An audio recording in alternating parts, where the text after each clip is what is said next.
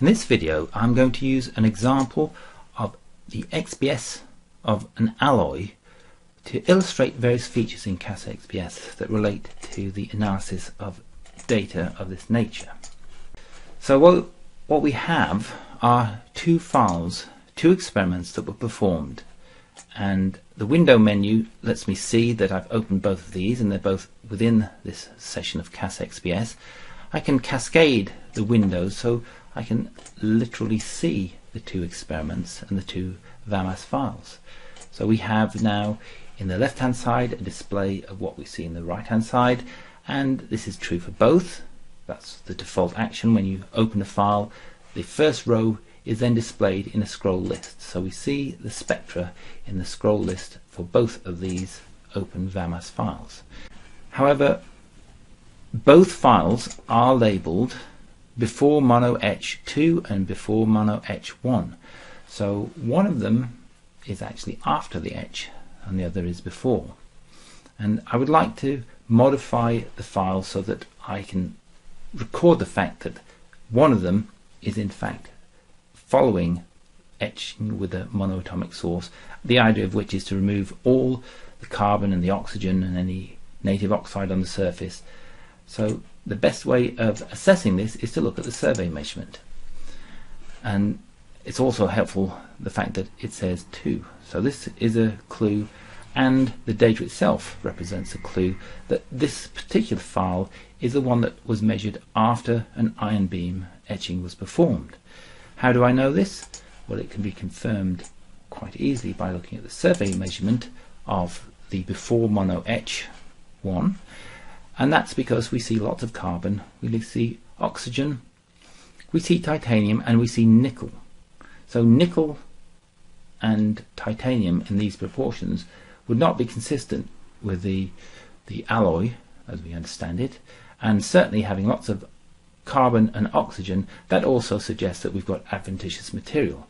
So before I begin processing these data, I'm going to make an adjustment to this file that has been misnamed.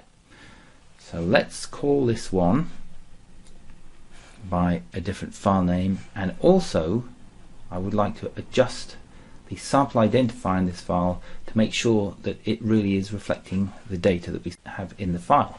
So in order to do this, I make a selection, and this selection is the all important thing, is I make a selection of VAMAS blocks by clicking over here. I click the entire row because what I want to do is update the sample identifier for all of these data. They were all measured from the same sample, and on the second toolbar there's an edit sample ID button. When I select the toolbar button, it provides a dialog window and a set of options and a set of labels, and these are all strings that are extracted from these VAMAS blocks. Each VAMAS block has a set of these strings, and we can see that the string here is corresponding to this first VAMAS block. So the first selected VAMAS block in the right hand side will be the default settings that are offered in this dialog window, but the thing that interests me is the before mono H. That needs to say after.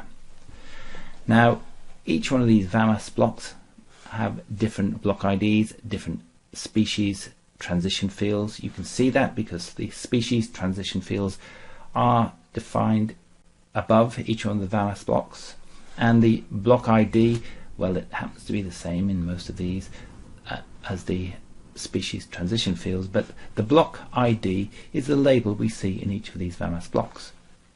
So if I want to adjust the sample ID only, I must make sure that I've unticked all of these entries for the different VAMAS blocks that are different, and only allow the one that they all have in common to be adjusted.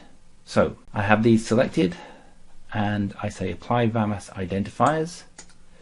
It tells me which of the VAMAS blocks are selected. That's useful, so I may not be able to see all of these. As you can see, partially defined valence band VAMAS block information here, but I can see it is selected here within the list. And so when I say OK, all of these are adjusted, and the sample ID has been adjusted, which will be reflected in the display once I redisplay the survey measurement.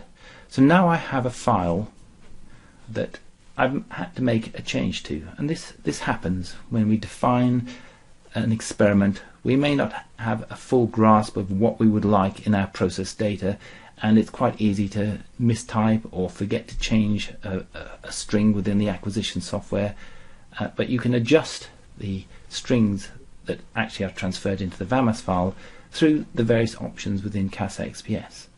So the only thing that remains to be done is to save this file and give it a new name. So I'm going to call this